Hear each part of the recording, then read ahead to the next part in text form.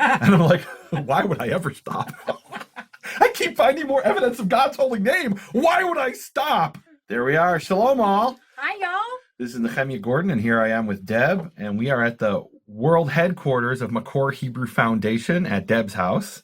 Here we are. And today I really have something exciting I want Nehemiah to talk about for just a little bit. But I just can't hardly contain myself. And so I kind of want to share. It's pretty exciting stuff. So one of the things I've been working on really for the last 6 months or so, even more than that, is Yehovah's holy name. And specifically, I've been looking for his name in more Hebrew manuscripts. It's a well-known story. It's in my book, Shattering the Conspiracy of Silence, and the Open Door series about how I discovered the name back in 2001. I'm not going to go through that again. It's an amazing story. But then at the time, I only really knew in 2001 about 2 Hebrew manuscripts. Later, I found that had the full vowels, Yehovah. Found a third one a few years later. Found a fourth one. Last summer, I found the 5th one. Now think about that. Last summer was 2016. Yes. And that was the 5th manuscript I had found in 15 years. So that's on average, one every 3 years. Well, earlier this year, I was working on a research project, which I was trying to find, what do rabbis actually say about the pronunciation of the name? Because it's common knowledge. Say common knowledge. Common knowledge. It's a fact. Say fact. Fact. That no one knows how to pronounce God's holy name in the Jewish world. Well, so, okay, joking aside, it's common knowledge that the rabbis didn't know how to pronounce the name. And that then opens the door for any kind of wild theory you want. Yahuwah, Yahweh, Yehovuha, any name, any pronunciation you want, because the Jews don't know. Well, I started looking to ask the question, is it true the Jews don't know? And I'd never asked that question before. I ended up finding 10 rabbis who say the name is Yehovah. But this is what I call pump up the jam. Pump up the jam? Because I don't know what that means. this has gotten bigger. I mean, it's like the thread you pull, right? Yes. Like I actually thought I would look this up and there wouldn't be anything and I'd be done with, and I could at least tell people I looked. And in fact, there are no rabbis except for one I had found earlier. There's only one rabbi who says how the name is pronounced, and there's no other information. And I end up finding that this is a rabbi trail, quite literally, I guess in this case, where I find 10 rabbis, actually 16 rabbis to date who say the name is Yehovah, but at the time I knew about 10 or 11. And I said to myself, I have 10 rabbis, but only 5 manuscripts. I need more manuscripts. And I thought, this is impossible. How am I going to find more manuscripts when it took me 15 years to find 5?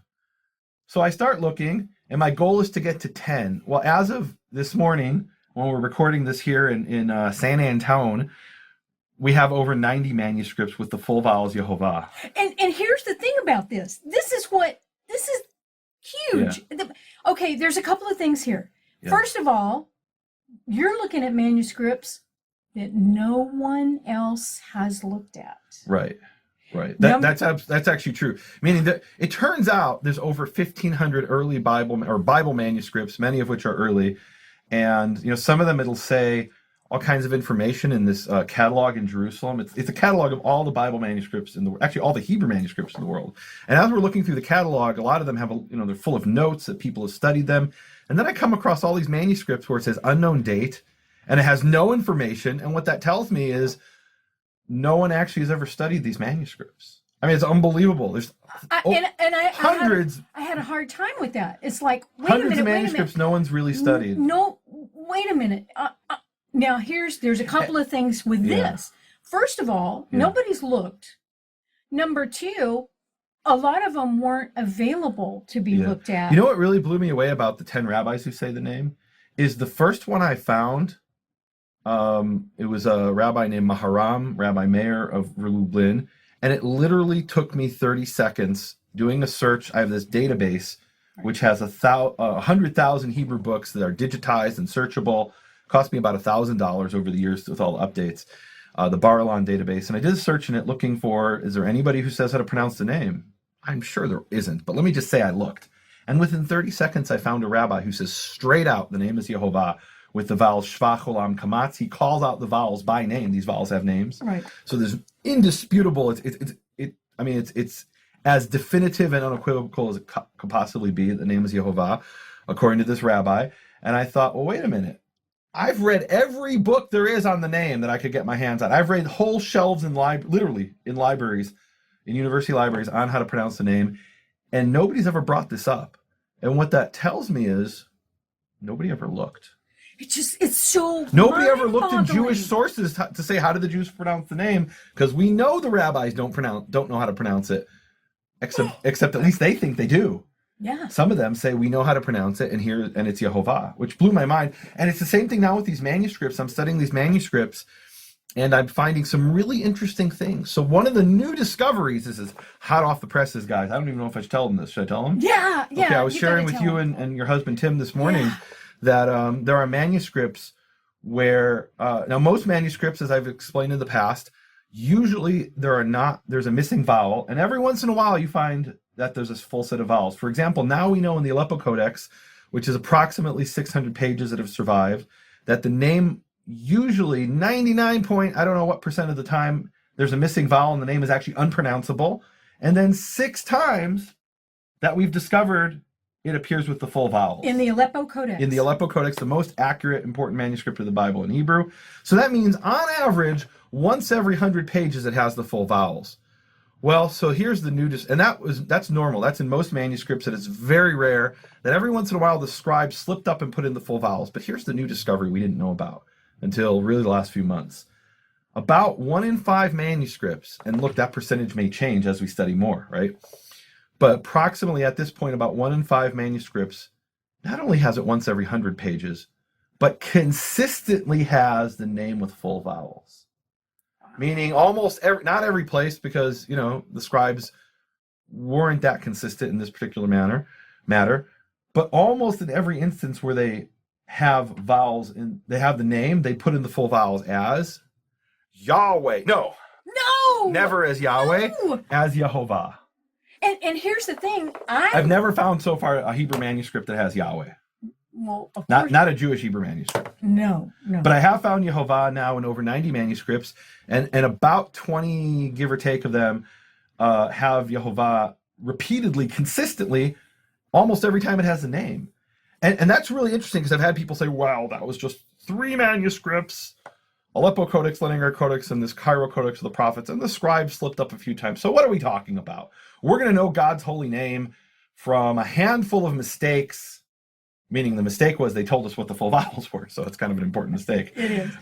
But then there's, as I said, a new class of manuscripts we've just discovered, which has a full set of vowels. And I was discussing this with this man who's helping me. I call him T-Bone. He's now famous, T-Bone. And T-Bone says to me, Nehemiah, why is this? And I say, well, first of all, why is it that we have, I think the number was 23, but I don't, we're still researching this. And this is ongoing. This is an ongoing project. But he said, why do we have these approximately 20 manuscripts where the full vowels are everywhere? And other places that it's hidden in most places, and every once in a while it shows up. And I said, T-Bone, well, first of all, there's only 2 people in the world who know about this, you and me. And I don't know the answer, and you're asking. Yeah. And if you asked a professor at Hebrew University or any top expert, what they would tell you is, well, there were 2 different scribal traditions. One scribal tradition was to usually withhold the vowel, and every once in a while they slipped up and put it in. And some of them are consistent, never put it in, a few of the manuscripts. And then there was a second scribal tradition where they freely put the full vowels in almost every instance. And I said, this would be the answer that an academic would give you, but it's actually not an answer. It actually just reframes the question, right? It does. In other words, there are 2 scribal traditions. We've now established that. Yeah. Why are there 2 scribal traditions? We don't know. I don't know. Neither does anybody else right now. No, And this is why we're continuing to search. First of all, find out how widespread is this phenomenon? How many manuscripts have the full vowels? How many have it consistently? How many only have it occasionally? Are there other phenomena that we don't know about, that we won't know until we look? We're finding such interesting things. For example, we discovered, in the past, we were always looking at manuscripts of the Tiberian pointing. Yeah. That every Bible you find in the world in printing, and every bookstore, and every synagogue is going to be Tiberian pointing. Well, I always knew back in the 80s that there was something called Babylonian pointing, but I didn't have access to those manuscripts. Now I do, and we found the name in Babylonian pointing, which is a whole different vowel system, and there the name is written Yehovah. Now say the name of the 3 vowels. Cholam. No, Shva, Cholam, Kamatz. Shva is the in Yehovah. Cholam is the O in Yehovah, and Kamatz is the ah at the end of Yehovah. So those are the vowels of Adonai. No. But Nehemiah, everybody has said that. It's a fact that is common knowledge, just so that no, the vowels of Adonai are Chataf Patach, which is an ah as an Adonai, Cholam, and Kamatz. The second and third one are the same vowels, that's true. But the first one is not. But you're not finding that. I actually did. Well, here's the interesting thing. So the argument is, well, you don't understand, Nehemiah. They couldn't put in the ah of Adonai because the yud is not a guttural letter. Well, I found manuscripts where they do put in the vowels of Adonai. In one manuscript, they do it consistently, and in a handful of other manuscripts, they do it occasionally. And this is what we call in scholarship the exception that teaches the rule. Meaning, if this, and people have said this before. I think Keith wrote this in his book years ago. So, meaning, if the argument is, well, they couldn't put that vowel in because of the guttural issue. Well, the fact is they did put it in sometimes. And in one manuscript, consistently, they put in the vowels of Adonai, and it's actually Yahovah, Adonai. And what that shows you is nothing was stopping the scribes from doing that. And if they wanted to put it in, they would have. And the fact that they didn't tells me this is not what they intended. And that's corroborated by rabbis, by 10 rabbis, actually 16 rabbis. There's this one rabbi who, his name is, and I'm coming out with a study on this. The study has actually been on hold because I've been spending. Keeps finding stuff. I keep finding stuff, right. So I actually wanted to record the study in January on the 10 rabbis who find the name. And I actually put it on the side because I wanted to have 10 manuscripts to go with the 10 rabbis. Now I have over 90 manuscripts. And one person says to me, when will you stop? And I'm like, why would I ever stop? I keep finding more evidence of God's holy name. Why would I stop? It doesn't make any sense to me. It's like, I mean, honestly, what this sounds to me is like, you fed the poor and clothed the naked. When do you think you'll stop? If I can keep doing it, why would I stop? Exactly. Right? This is this burning passion inside me to find his holy name. And I'm actually going to Israel right now. I'm getting on a plane in a few days. And one of my primary purposes in Israel is to examine manuscripts that are only available in Jerusalem. Right. And I'm so excited, I can't even sleep. I can't sleep at night because I'm so excited because I'm looking forward to what am I going to find in the manuscripts that I haven't had access to until now. And I believe I'm going to find more of Yehovah. I don't know. We won't know until we see. I'm really excited about it.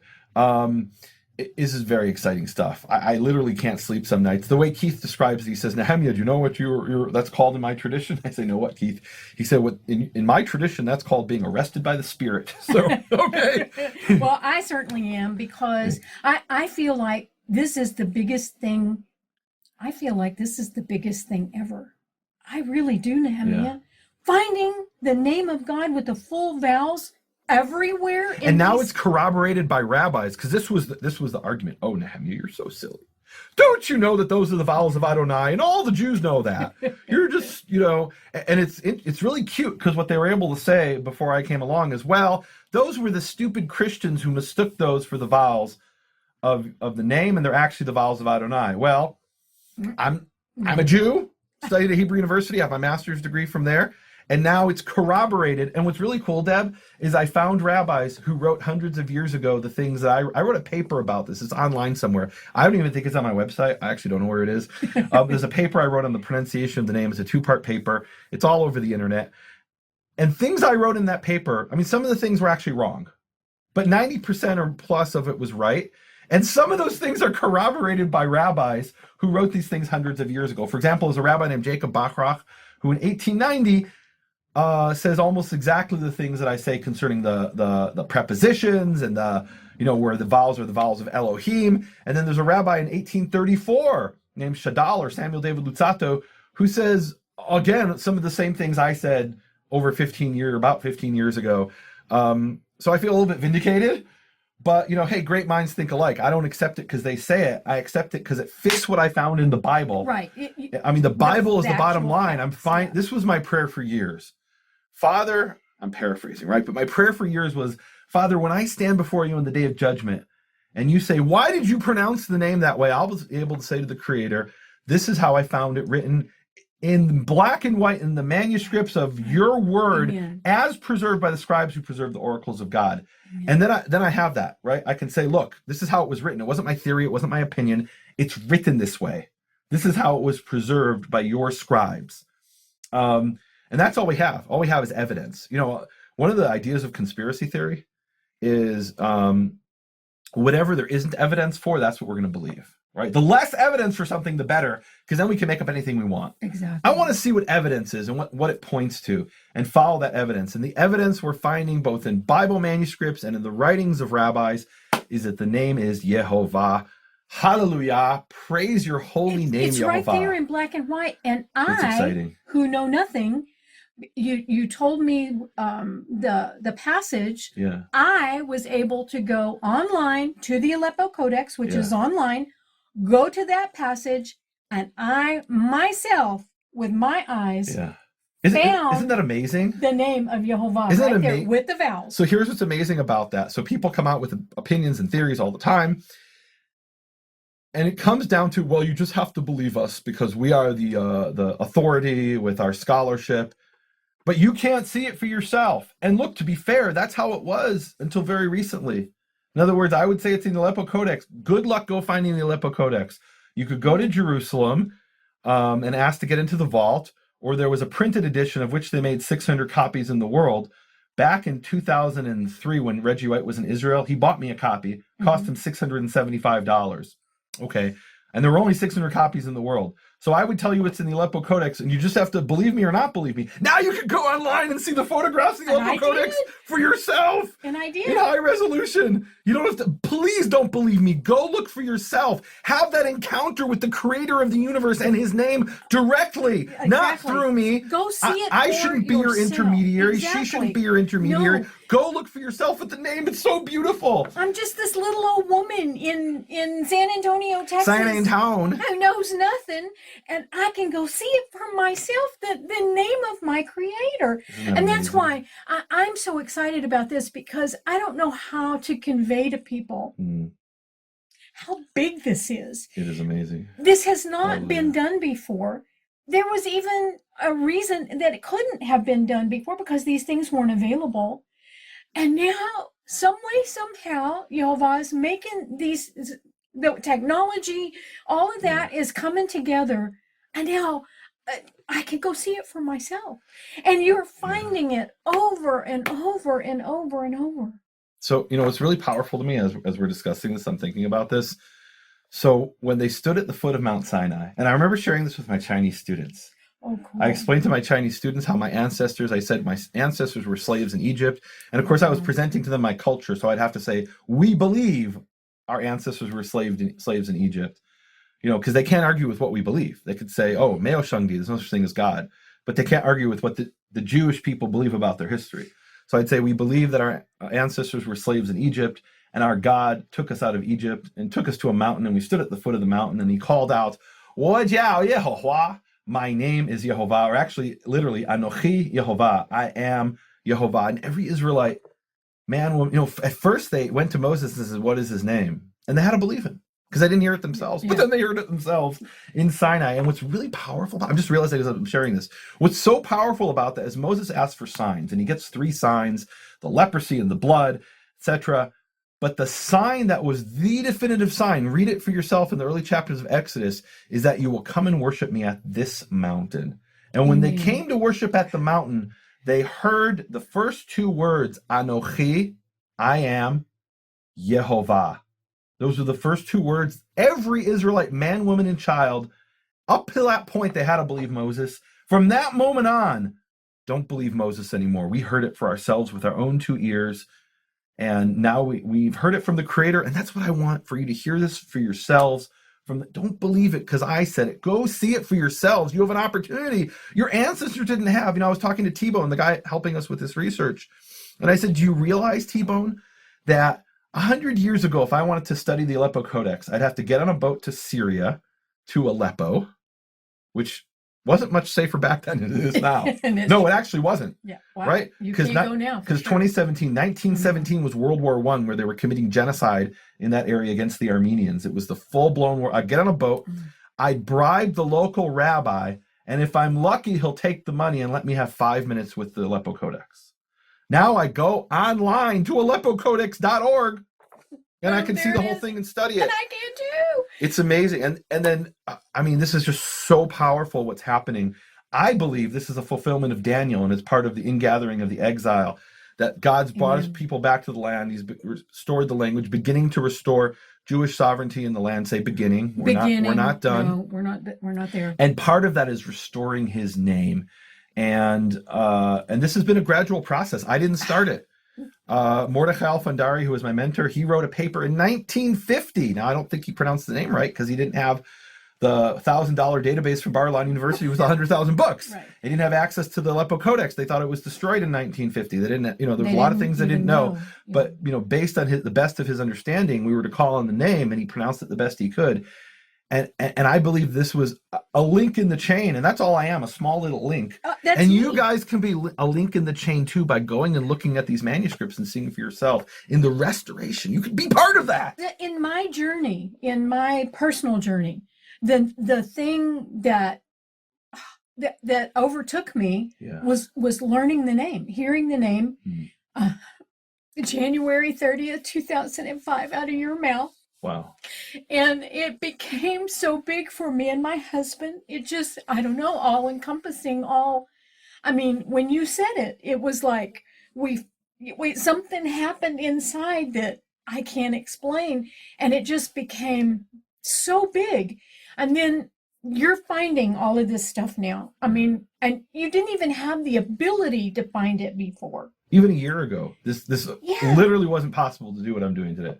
And that's mind-boggling. Just a year ago. That is so crazy. And so then this Pesach, and I heard you give this presentation in San Antonio in March, and then Yeah. Pesach came, and my husband and I Yeah. were sitting and reading the story, and for some reason this year we started early. We started like in chapter 3, Yeah. and Of Exodus. yes, and we're reading and how Yehovah is telling Moses what he wants him to do, and then boom, chapter 5 starts.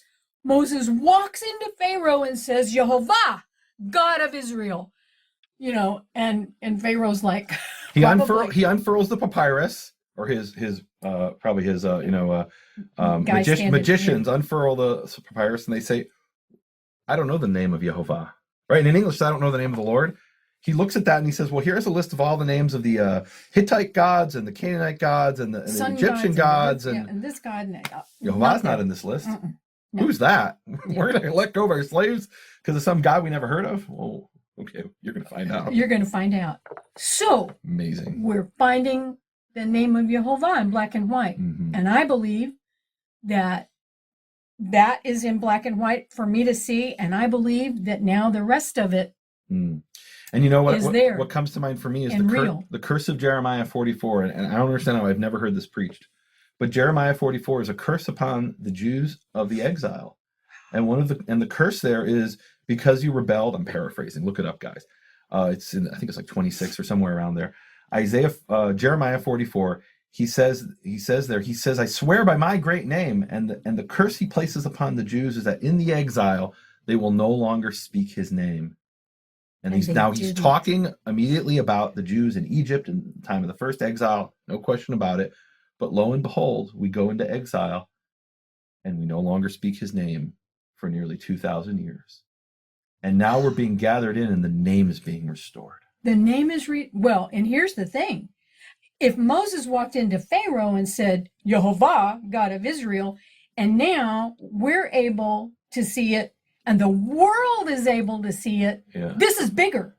This is much bigger than Pharaoh. Much Wow. bigger. Can you end with a prayer? Yehovah, God of Israel, thank you so much for revealing and showing, and for us to have the confidence, the amazing confidence that you are God of all, that you are Creator God, and that your name is the most important name and the most important thing. And it's being revealed now. And this is all part of all the things you have said about restoration and ingathering, an ongoing situation, Yehovah, that we are so grateful for. Thank you, Yehovah, for showing us, for leading us and guiding us, taking us by the hand, and making all this available, things that were never available before. Thank you, Yehovah, and thank you so much for your loving care of all of us. You have been listening to Hebrew Voices with Nehemiah Gordon. Thank you for supporting Nehemiah's McCourt Hebrew Foundation. Learn more at nehemiahswall.com.